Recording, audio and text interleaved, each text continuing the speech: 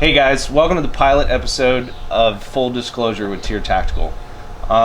In our first episode, I want to cover specifically shields and our shield and dolly system. We get a lot of questions about shields, when we started producing them, what types we produce, why we produce the ones that we did. So we'd like to give you some background and history on how we got there.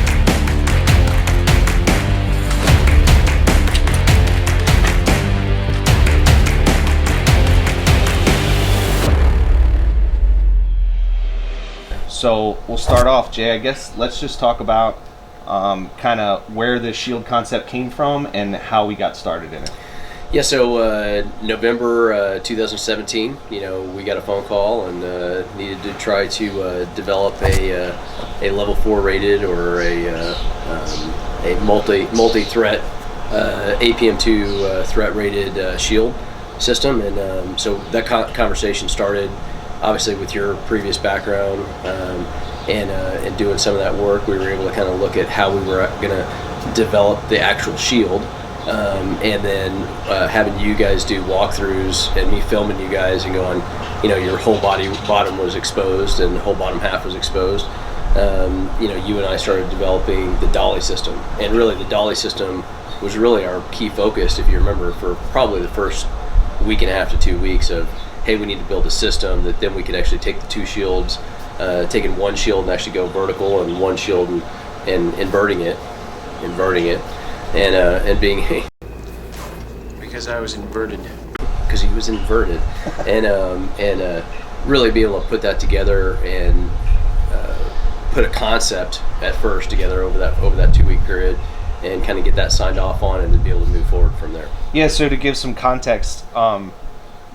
The initial requirement, I guess, or ask came out of the U.S. Army. Yep. There was basically a new mission set or a new set of tactics, techniques, and procedures that needed to be developed specifically for actions in underground facilities or subterranean facilities. And it was in response to, I guess, a national threat is the best way to put it. So folks know, Asymmetric Warfare Group was kind of charged with the initial development of some of those tactics, techniques, and procedures, those TTPs, along with identifying the capability gaps that were associated with those TTPs.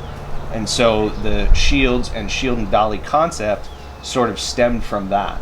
So in terms of a mobile shield system, historically, all we ever had, and Lee, you know this, back in the day, we used to literally mount shields on ATVs for use in underground facilities. And they still do. And they still do. And it was because they were bulky and heavy, and it took an individual out of the fight to be able to maneuver that shield. But it wasn't applicable in every environment. You had hallways, you had smaller tunnels. Maybe you wouldn't have access to even a quad or something like that. Yeah. So we needed a system that was man-portable, that you could break down, that you could put back together, that was easily transportable and easily movable, and basically a movable piece of cover. So where did we start with that? Yeah, so the interesting thing was we literally looked at a regular dolly, like a moving dolly, if you remember, and trying to go, okay, if we take a moving dolly, and then you actually came up with the idea of, hey, what if we use a golf cart style 3-wheeled system, if you remember? Yeah, and, a bag cart. Yeah, like a bag holder. Trike bag carts. And he's like, you remember those old guys, if they can do it, why couldn't we do something like this, And we actually get a request for mobile, a motorized version of this all the time, which we're not going to do, but that's what, like, people have no idea how hard that is. Yeah, let's gyro stabilize, 150-pound shield system, and the cost of that, right? But but that was really, we took those kind of 2 or 3 combinations and started putting those together, and very quickly, came up with that idea. I think one of the things that you really emphasized, and I think the guys at AWG, Asymmetrical Warfare Group, that we talked to at the time over those 2 weeks was, not only mobile cover, which obviously you emphasized early, but really, like, how can you break that down? How can you transport that to location? What's the weight of that? So it had to be, top of the line. That's why we created out of B4C. The tile is a B4C tile. It's the largest piece of B4C ever molded, which is a whole other part of the story we can get into, because obviously we didn't think that was going to be a very difficult task, but which was like building a space shuttle essentially, and really trying to take the dolly concept of having it where you could just run one shield and then run two, or run two shields, and be able to break those apart if needed. But I think one of the things that AWG brought up was breaching capability, breaching tools, being able to put settling tanks behind the actual, protect those tanks, be able to tap off of air as well for SCBAs. And right. stuff like that. So if you already had a transport mechanism for the shields, what else could you hang off of that thing? I think we said we've done everything from medical equipment, breaching equipment, settling tanks, so for heavy breachers, extra magazines, ammunition, frags, everything else like that, charges that you could actually run off of that. Anything that you want to be able to protect and be able to transport, because now you've got this system that you can actually have as a placeholder as you're going through that tunnel, and a resupply point, and a resupply point to be able to get back to, which I think is a really valuable piece. That a lot of people in the first concept of it was like, well, we just want these two shields and that's it, and the whole concept of, well, it can't just, we don't do anything just for one purpose. It needs to be multifaceted. It really needs to, our entire design process is like, how many facets is this going to cover, right? And how are we going to take care of people? And so after the Dolly was designed, we quickly jumped into really the ballistic capability, which is off the charts compared to anybody else. Yeah, so let's talk about that for a second. So we knew from the beginning we were going to do basically two systems. We were going to do a level 3. Right.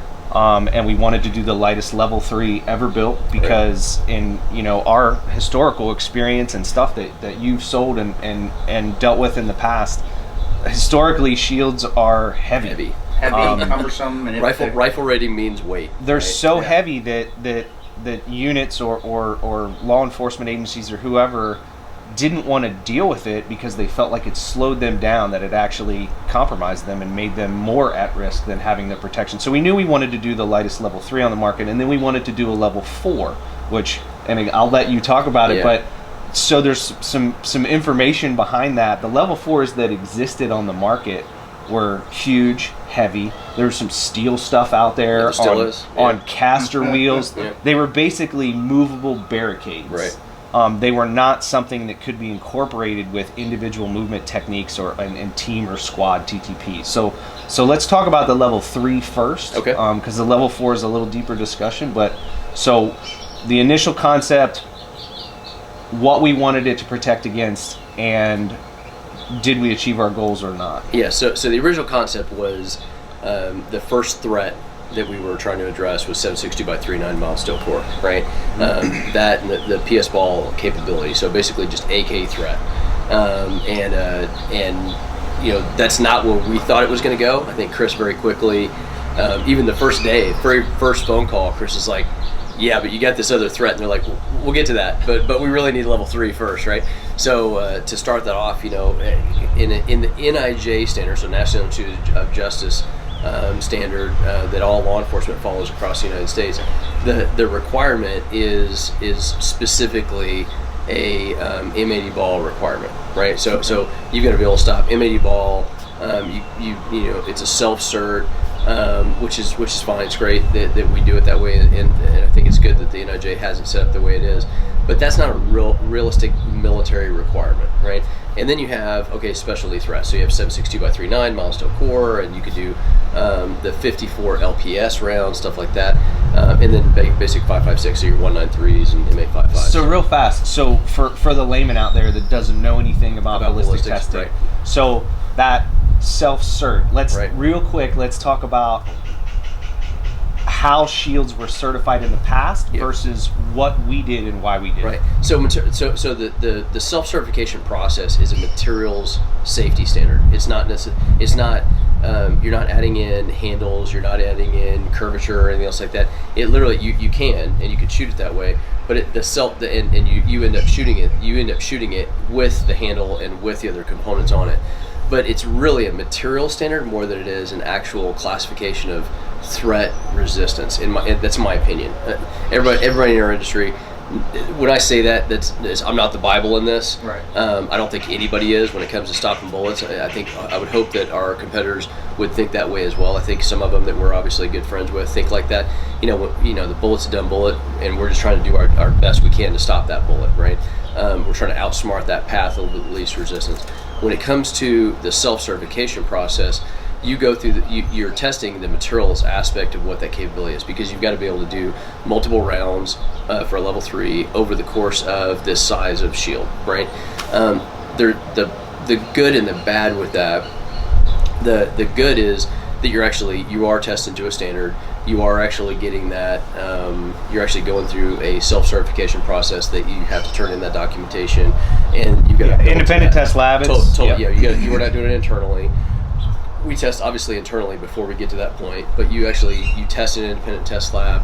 That documentation, then we turn it into the NIJ. We hold on to that just so we can have that. Yeah, and then you insure off of that. And right. so it's clear it's called a self-cert because we send out the ballistic material. Yep. We have it tested to the standard at an independent test lab, and then Exactly. we provide those test results. Totally. As opposed to an NIJ cert where they do that process. You're Correct. sending them the information, but then that every single step of that way, and they inspect the samples afterwards. They do all this stuff. They do not do that with shields, and it's just a completely different avenue, right? It's just a completely different world of how shields are made and maintained, right? How guys use them over a period of time. So our first requirement was the level 3.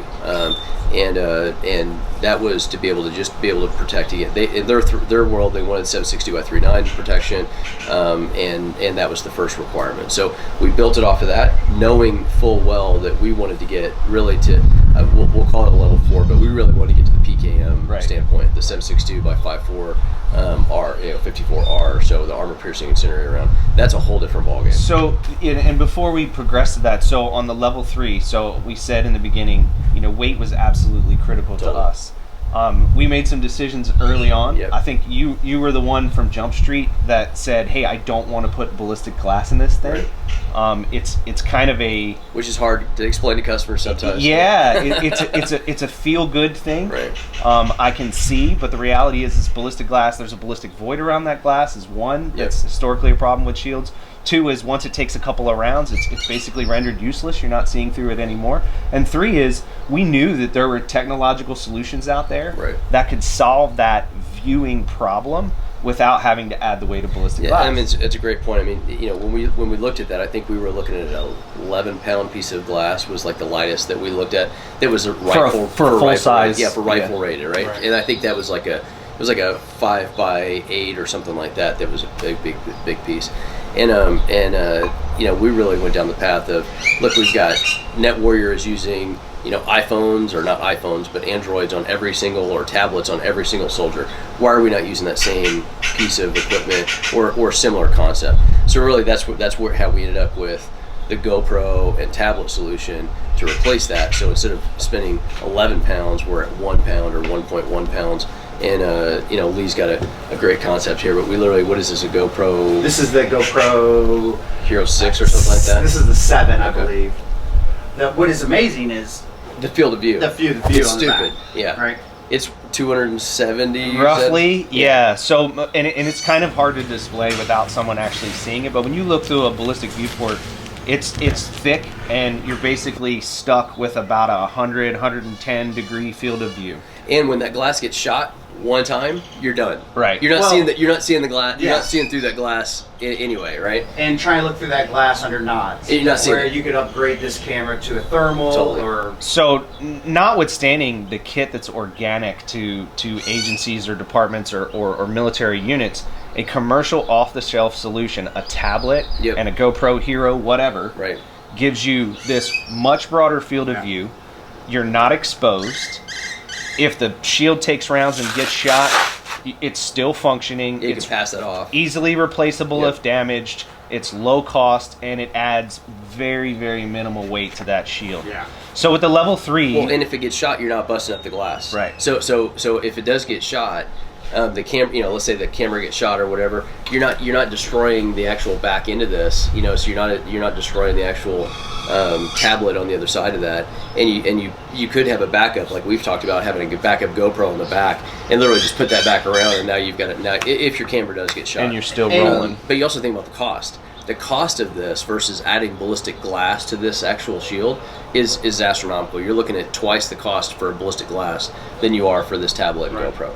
So I think our whole concept and where we really went was let's look at technology and actually use technology to our advantage in this situation. The Army's using it, the Marine Corps is using it, all these different services all over the globe are using it. Why aren't we actually applying that to this piece of kit? Right. And you're pushing that signal out so more people have awareness of what's front. Totally. You know. And they have options, right? Yeah. So obviously this is You a can commercial relay off the this. shelf. That's Yeah. simple. If organizations wanted to use thermal, they wanted to use an IR camera, Yep. they wanted to use some more advanced tech, they can apply that to that system very easily. Yeah. So on the weight piece, so we ended up with 2 different sizes of Right. level 3 shields. The MT3 and then the CQB. MT3 being the full size. MT3 weighs We're at 20, I want to say 26 pounds. 26 pounds. So the Right. next closest shield on the market that we were aware of at the time, Was 5 to 6 pounds heavier. 5 to 6 pounds Yeah. heavier. Now, how did we get there? It's pressure and weight, or pressure and capacity. So materials, we used really, really high-end materials, and we focused on the pressure of how much pressure we're actually combining on those materials to be able to harden up those materials. So the harder, the more pressure you're able to apply on that when you're making this system. And obviously, we'll talk at a later date about where our company is going, pressure-wise and shield-wise and equipment-wise and just hard armor in general. We don't have enough time to cover all that today, but that's going to be off the charts next level stuff for the next 20 years of our industry.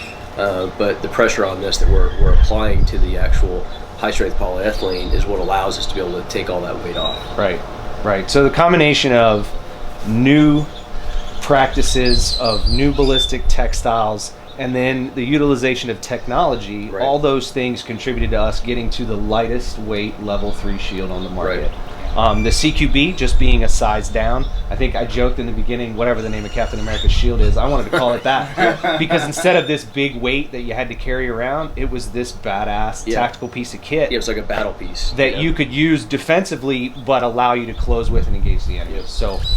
So that's enough about level 3. I think, at least for our viewers, hopefully we gave some information on that. Yeah, they can ask tons of questions. We should actually do, what would be cool is actually do some video later on and maybe some photos of this right here. So you could actually see that. I think you guys already did a short video when you did a you asked, you answered video. But it would be cool to actually show kind of a field of view and like take some close-in photos of that. Because I think that actually brought up a lot of different questions around why we went this route. Absolutely. So keep them coming, guys. You got level 3 questions, fire away. A Dolly system that met the capability gaps, and it kind of culminated, well, it did culminate in the largest shield order in world history. Since the Roman Empire, at least. And I don't say that.